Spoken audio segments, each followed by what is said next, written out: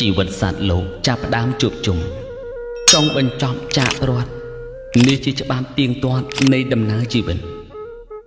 ប្រត់រស់ប្រត់ស្លាប់យូរឆាប់ប្រត់ពិតត្រូវអប់រំចិត្តកុំគិតហួងហែង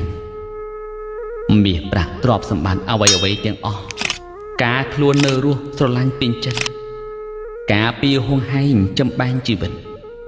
ក្រោយពេលស្លាប់ពិតឥតមានខ្លឹមសារដោយចោលដែលគេច្រានទម្លាក់ជ្រុះខ្យល់ជំនោរនោះល្អយ៉ាងណាក៏ឥតប្រយោជន៍ឥតមានបានការ